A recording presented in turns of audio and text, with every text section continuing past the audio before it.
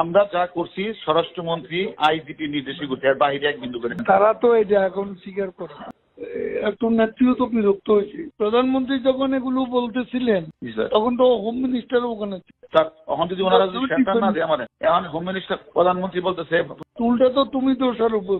Sir home minister বলছে PM স্বরাষ্ট্রমন্ত্রী আমারে কমিশনারে বলে দিচ্ছে আমার বদলি করা লাগে। আমার অপরাধটা কি স্যার? হারুন, নেতৃত্ব তোমার উপর বিরক্ত হইছে। ভালো কাজ করতে গিয়ে তুমি কেন খাওয়াইয়া সেই ছবি ফেসবুকে দিচ্ছ? খাওয়ার ডিসিশন স্বরাষ্ট্রমন্ত্রী ও এসবি চিফ দিছে স্যার। ঠিক আছে, খাওয়াইয়া ছবি তুললা নিজের কাছে রাইখা দিতা, প্রকাশ করতে গেলা কেন? স্যার ওনারাই তো বলছেন, এখন প্রধানমন্ত্রী হোম মিনিস্টারকে বলছে আমার বদলি করতে। এবার ফাঁস হয়েছে আওয়ামী লীগের সাধারণ সম্পাদক ও সাবেক সেতুমন্ত্রী ওবায়দুল কাদেরের সাথে বিতর্কিত তৎকালীন ডিবি প্রধান হারুনুর রশিদের এমনই এক চাঞ্চল্যকর ফোনালাপ। খাওয়াই ওই ছবি কেন? না না, এ খাওয়ার ডিসিশনটা কে দিয়েছে স্যার? আমার স্বরাষ্ট্রমন্ত্রী, আমার এসবির চিফ, এরা দিয়েছে খাওয়ানোর জন্য। কাদের হারুনের ফাঁস হওয়া ওই ফোনালাপ কয়েক ঘন্টার মধ্যেই ঝড় তুলেছে সোশ্যাল মিডিয়ায়। এতে উঠে এসেছে 2024 সালের জুলাইয়ে ছাত্র আন্দোলনের সময় প্রশাসনের ধরপাকড় অভিযান কে বা কার নির্দেশে পরিচালিত হয়েছিল সেই প্রশ্নের উত্তর। এমনকি জুলাই আন্দোলনের সময় আটক 6 ছাত্র নেতাকে ডিবি কার্যালয় নিয়ে খাওয়ানো এবং সেই ছবি মিডিয়ায় ছড়িয়ে দেওয়ায় শেখ হাসিনা বিরক্ত হয়ে হারুনকে বদলি করেছিলেন, এমন তথ্য উঠে এসেছে ফোনালাপে।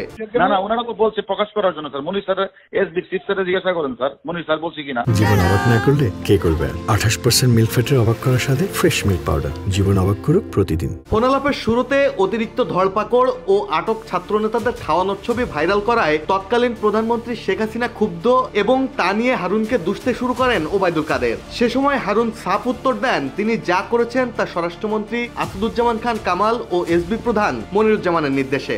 সে সময় ওবায়দুল কাদের তাকে পাল্টা প্রশ্ন করেন, প্রধানমন্ত্রী যখন এসব নিয়ে বিরক্তি প্রকাশ করছিলেন তখন স্বরাষ্ট্রমন্ত্রী তো সেখানে ছিলেন, তিনি তো তোমার পক্ষে কিছু বলেননি। হারুন তখন বলেন, স্যার আমি স্বরাষ্ট্রমন্ত্রী ও এসবিসিপির নির্দেশেই কাজ করেছি, তারপরও আমার বদলি করে দিল।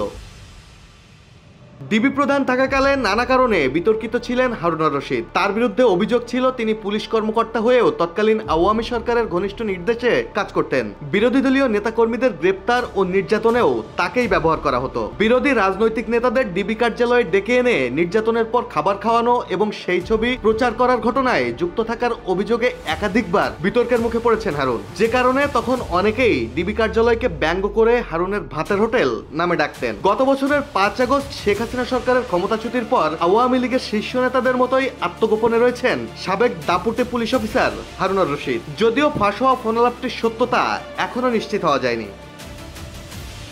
মাহমুদুল হাসান শাওন, জয় জয় দিন।